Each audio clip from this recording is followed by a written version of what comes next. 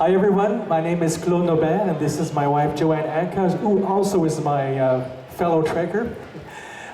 We consider ourselves as adventure trekkers. We've been doing that for the last 30 years.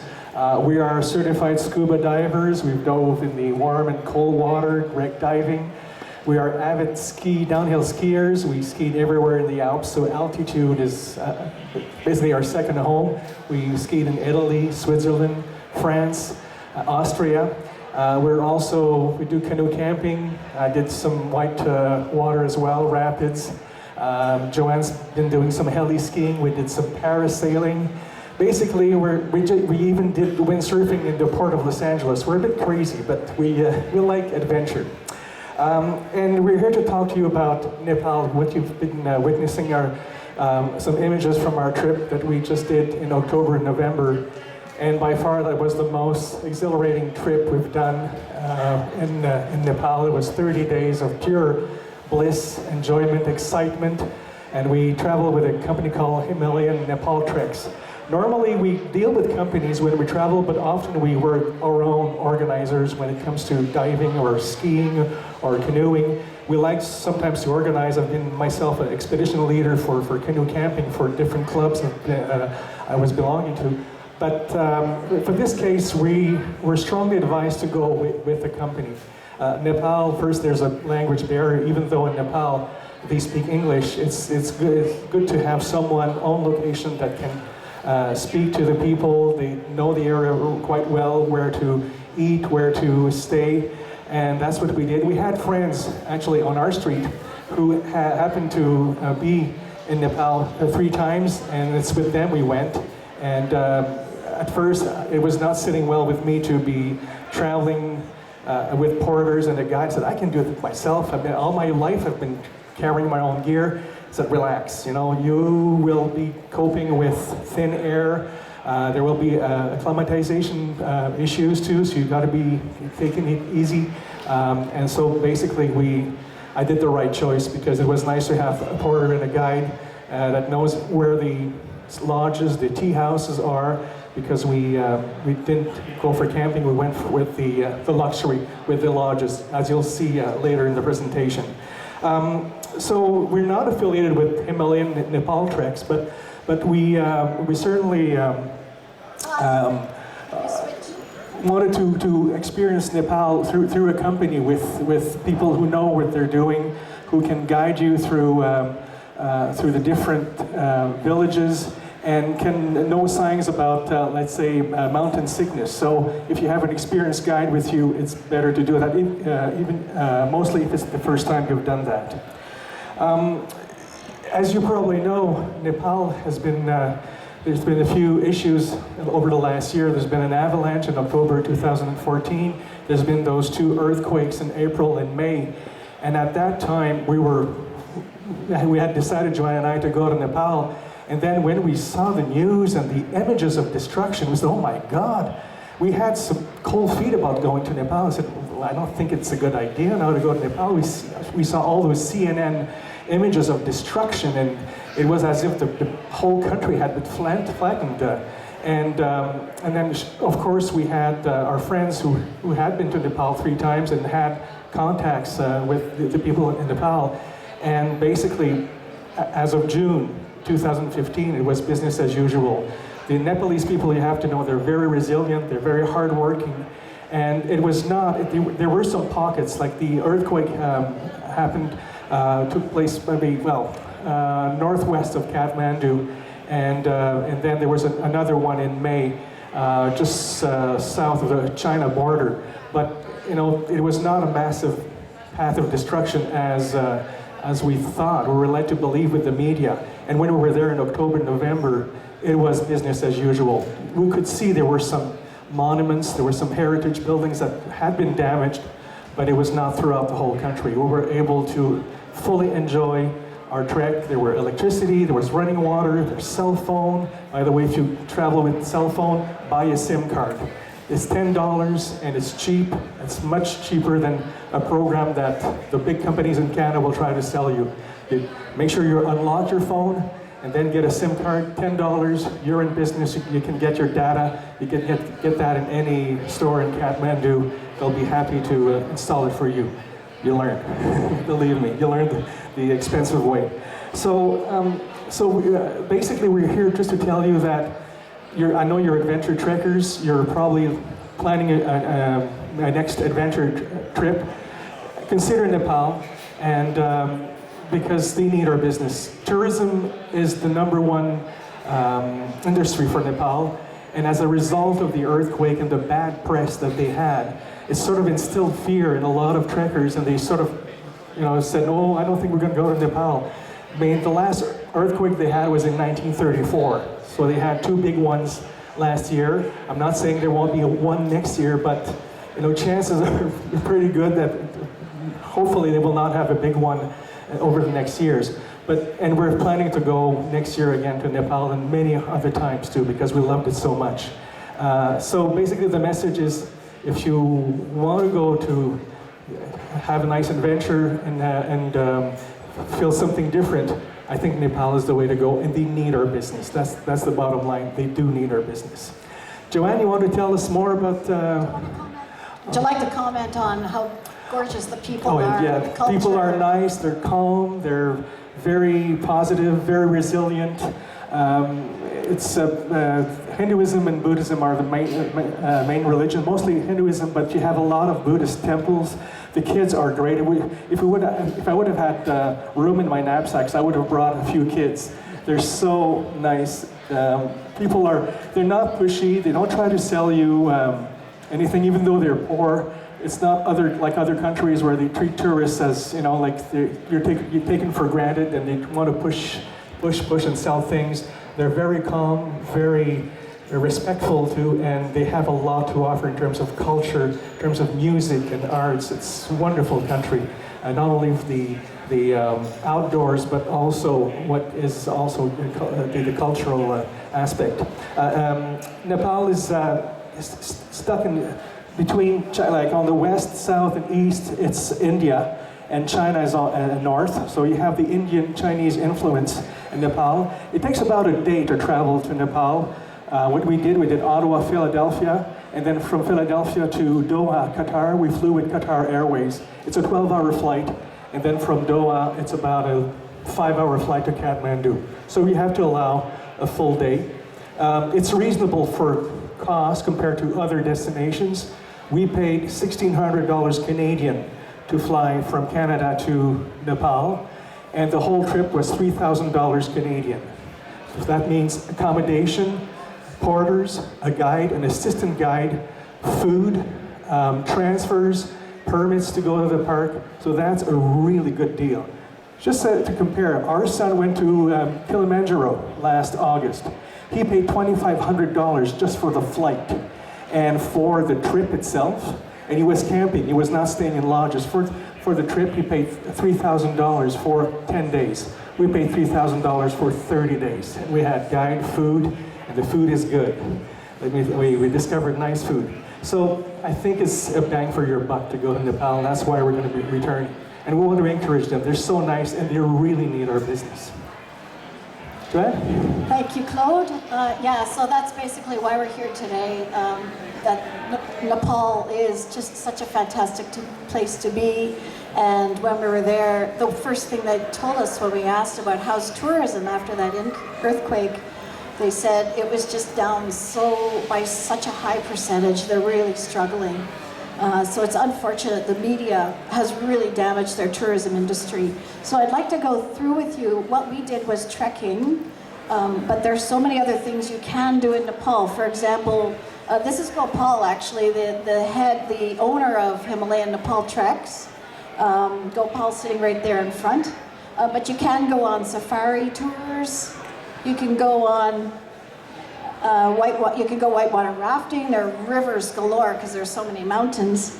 You can do the ultralight flying. Of course, mountain climbing, and there's various levels of difficulty with mountain climbing. And then there's also mountain biking. And if you could just stop there, Todd. And there's, of course, many other activities as well. If you're into bungee jumping, there's just so much to do in Nepal. It's not just about trekking.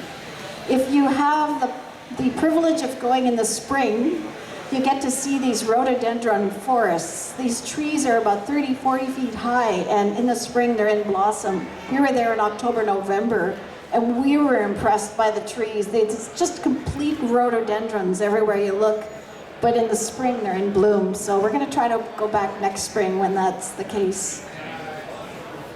So we flew into Kathmandu Airport. From there we trekked to Lukla, but some people bypass to shorten up their trip. They'll fly to Kathmandu, acclimatize for a day or two, maybe shop, and then fly to Lukla and start their trek from there up to Everest Base Camp. We did a 10-day trek actually to Lukla and then kept going. So yeah, the advantage to Lukla, you have a shorter trip, but you got to be careful. You got to make sure you're acclimatized properly, because you start your trek at 2,900 meters. So it's about like 9,500 feet. So for some people, they may be a bit dizzy. So others, it's not. So different bodies react. So make sure if you start in Lukla, higher there, you make sure you take 2-3 days to acclimatize. We started much lower at 1,900 feet, and we had plenty of time to acclimatize before we reached the 3,000, 3,500 meter and $5,000 plateau. We had time to acclimatize, and we had no symptoms whatsoever of altitude sickness. Make sure you drink all the time, and have electrolytes, and you're going to be fine. yeah.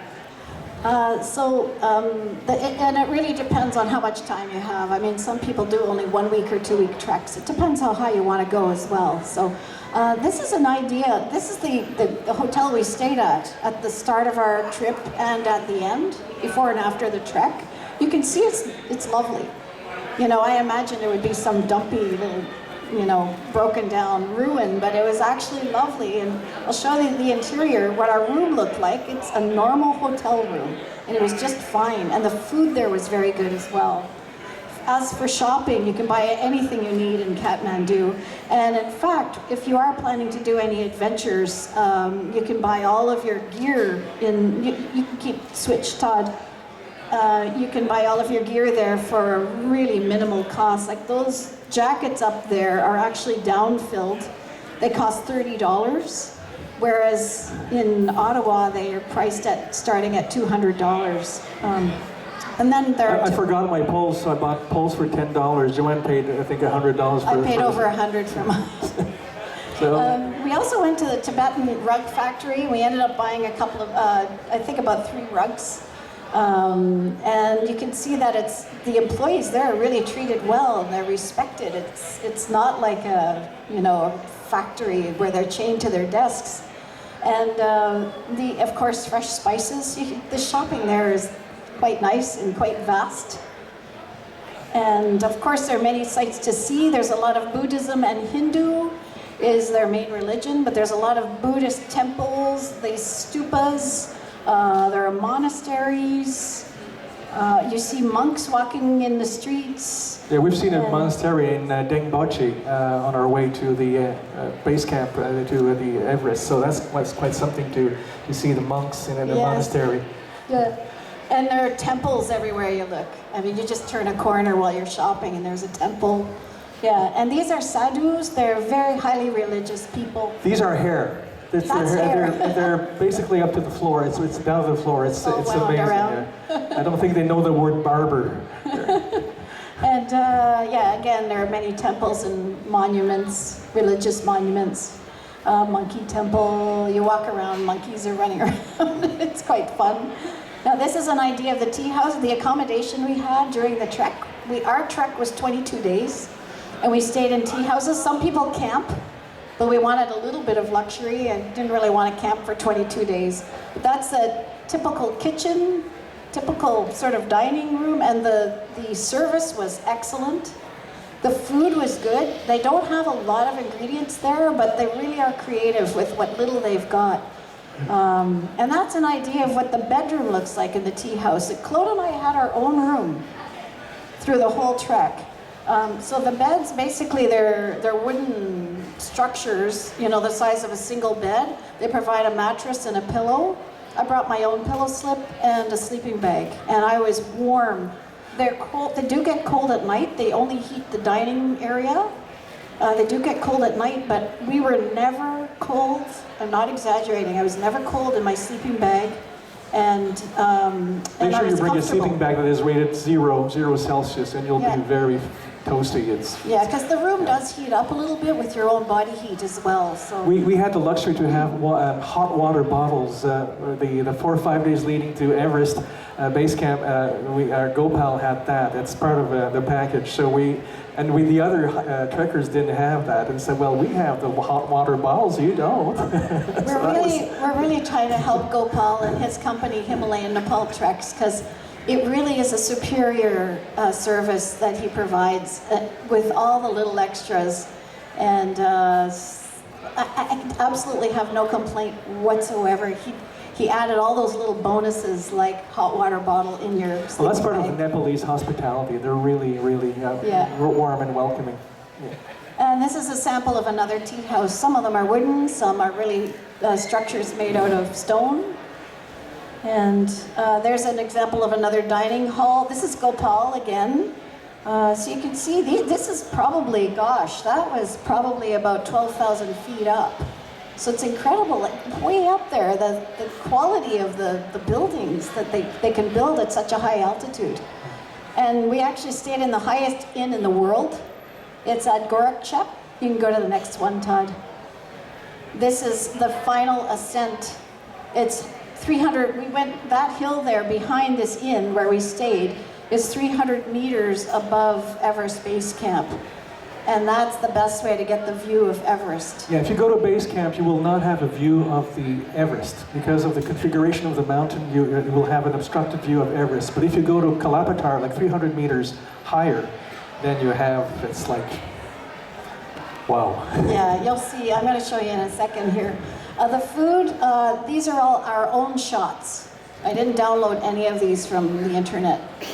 These are actual meals we ate, and it was very good. People told us to bring some spices and herbs, and the food is bland, and I brought hot sauce and all kinds of stuff. I didn't have to use any of it. It was very good. The scenery is, of course, incredible. You can just pause every 3 seconds or so and just scroll through these. You can get an idea. A lot of variety in landscape. Like when you start in the countryside, in the subtropical climate, and then slowly ascend to more rugged terrain, and it was the last 3 days. It was as if I was on Mars or Venus. It was above the tree line. It's a totally different landscape. So every week was a different scenery. There are rivers everywhere, and the water's turquoise. It's just beautiful.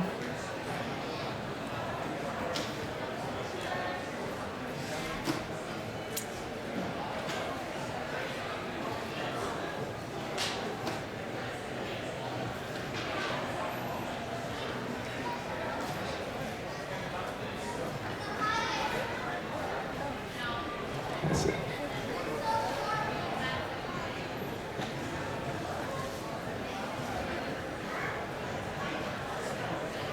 This is actually a glacier that's the size of this building. And we looked down and saw for kilometers and kilometers That's it. glaciers that just went on and on. That's what the view you have from the Kalapatar. That's Claude. Yes. And we went at sunset. We climbed up, took a couple of hours up this hill where you get such a great view of Everest. People time it to see the sunrise or sunset on Everest. And because the air is thinner, there's hardly any interference in the sun's rays. So Everest actually looks like it's on fire. It's just so amazing. And then so the sky, incredible. the stars, when we were there, the stars is just amazing. Yeah. That's the last slide, yeah. We played a 3-minute video of our trek off the top. I don't know if you all saw it. Do you mind playing it again? Great. So if you have questions, we'll be around. We're just going to play this 3-minute video. And we do highly recommend this company, Himalayan Nepal Treks. If anybody wants to take 1 or 2 or 5 cards, hand them out. Please do so.